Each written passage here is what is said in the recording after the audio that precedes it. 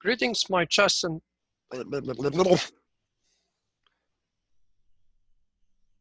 Greeting my chess friends and students. My name is Milos and I'm International Master of Chess and FIDE certified chess coach. We are following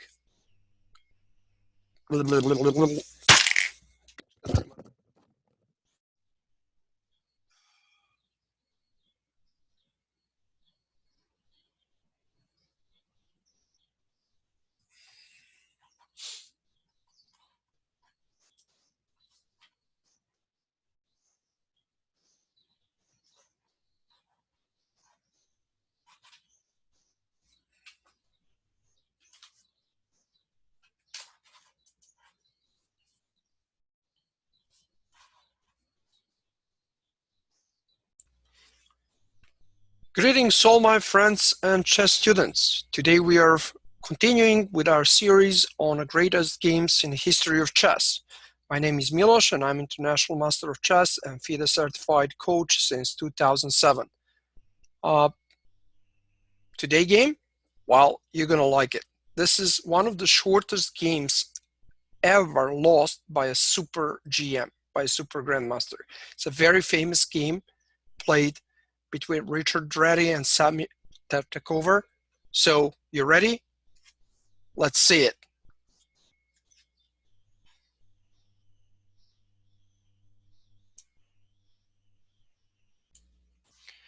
Game between Reti and Tartakower was played in capital of Austria in Vienna in 1910.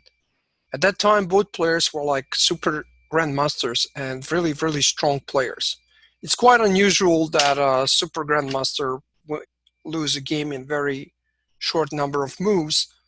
Nowadays, that almost doesn't happen except you play maybe a blitz game. But this was a real tournament game, and this game is going to go into chess history like a beautiful game with a queen, sacrifice, and a double check. So let's start. It's a very short game, so please keep your attention full. The first move was e4, and Richard Reti is actually better known for starting a game with a move knight f3, and starting with a knight f3 moves, even this opening calls a Reti opening. But like you can see, strong grandmasters and strong masters can choose different openings at any time they want and any time they please.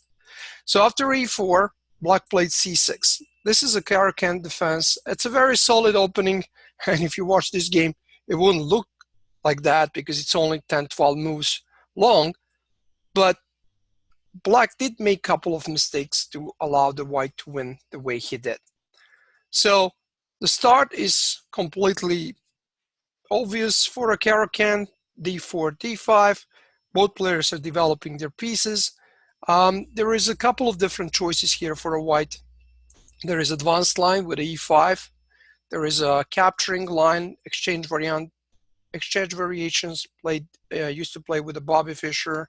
And there is also a pawn of attack with a c4. So there is a plenty of different choices here, but the main line is the move that was played in the game, knight c3. After this move, the black captured the pawn, and after knight e4, black played knight f6. At that time, knight f6 was one of the main reactions against capturing here with the knight. Nowadays, the players with the black pieces more often play bishop f5, attacking the knight, and knight d7, preparing knight f6 on the next move. After playing knight f6, this is the moment where white is using completely new approach at that time, or very confusing move. Nowadays, I don't think anyone would play that move. So main idea here for a white is definitely a move knight g3. Knight g3 or taking knight f6 and making double pawns are two main moves in this position, and both usually give a white a slight advantage, although the black position is very solid. The white played very confusing move, queen d3.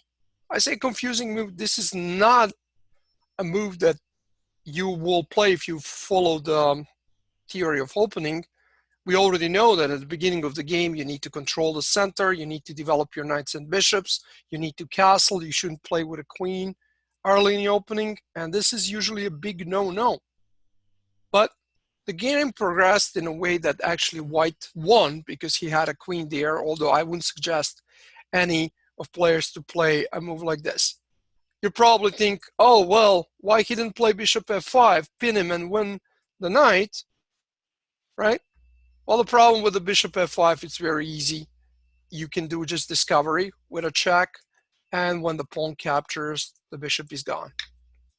Now, I'm pretty sure that when Reti played this game, that was not part of his plan, because he would not expect that his super GM opponent will play bishop f5 and blunder his knight just like that.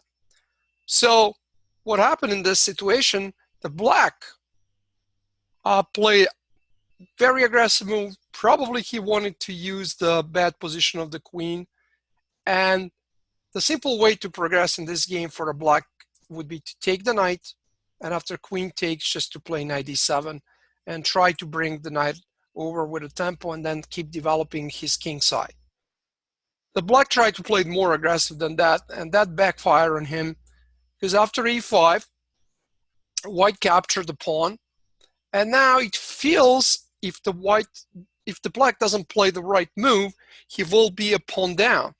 So what that means, this pawn here is already extra. If you capture the queen, the bishop will take back, and when you take the knight, the bishop will take back, and then white is up a pawn just after a couple of moves, and for grandmasters and very experienced players, that's more than enough to win the end game.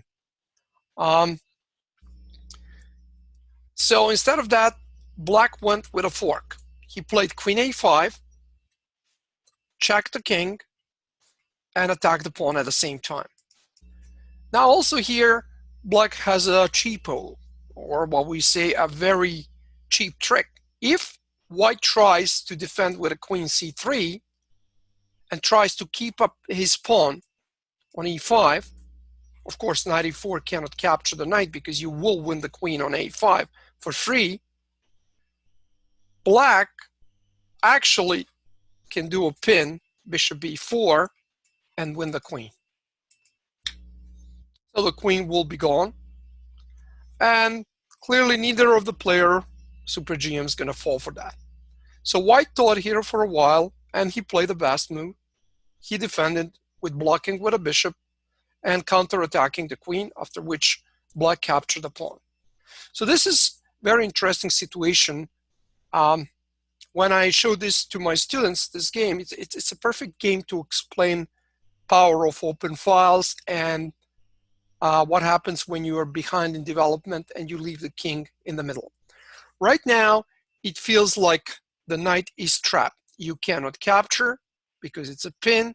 It feels with two attacks on the knight, the black will soon just capture the knight and he will be up a piece. It feels that only good defense is f3, giving a support, and then after that, black can choose between moves like a bishop f5, or he could just simply take, and after queen take and queen trades, this pawn calls isolated pawn, no help from his fellow pawns, and he would be very weak in the endgame. So white here, I don't know how long he spent thinking in this position and setting up the trap, but after queen e5, white found, I wouldn't say a miracle move, but a great idea. He just left the knight unprotected. Why defend when the black king is exposed? So white castle on the long side, and now all is about the black king.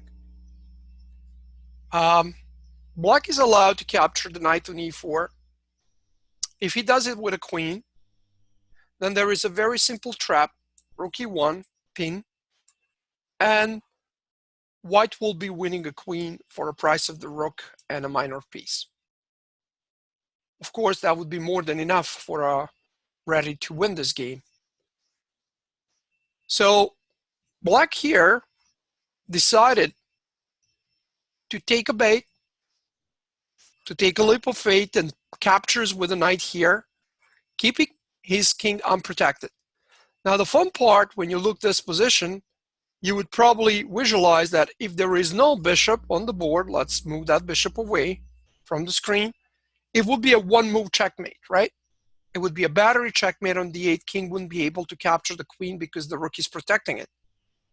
The problem is the bishop in between. But now if you play some strange moves like bishop g5 or bishop c3, the black will have a time to protect. Like on bishop g5, that would be really disaster because the black just captures with a check. And then after that gets a chance to protect his king with extra piece. Bishop c3 wouldn't do much better because after bishop c3, there would be a couple of choices for black. The black would just retreat back queen e7 and protect the d8 square, or he could try to win a tempo by checking the king, and when the king moves away, play bishop e7 and trying to castle and get into the safety. So what did Super GM missed after knight e4? Well, believe it or not, this is a position for amazing queen sacrifice, and this is really cool checkmate. In a lot of books you will find this like a discovery, a type of attack combination, and it's actually from a live game, from the game played by two super GMs. Queen d8 check, forcing the king to capture, putting the king into the path of the rook, creating a double attack. You should notice that there is two double attacks here. One is bishop a5 and one is bishop g5. If you play bishop a5, you missed your chance, and after that you probably lost your game because you're down a queen. When you're sacrificing your queen, you must checkmate your partner. If you don't do it, you're probably in trouble. Bishop g5. In the real game, grandmasters kind of finished the game here, but what would happen is if the king moved to e8, it would follow by rook d8 checkmate in a one move. And even nicer, if the king tries to run c7, the game would be finished with a bishop checkmate. And this checkmating pattern is not very usual. You're not going to see it a lot. This might be 1 in 5 or 10 games where the game was finished like this. I hope you enjoyed this game, this very short game between Richard Reti and Samuel Tartakower. If you like it, please subscribe to our channel. You can find the subscribe button down there. It doesn't cost nothing. Just go ahead and subscribe. If you want to leave any comments, you're more than welcome to do it. I'll try to answer most of them. And good luck until next time.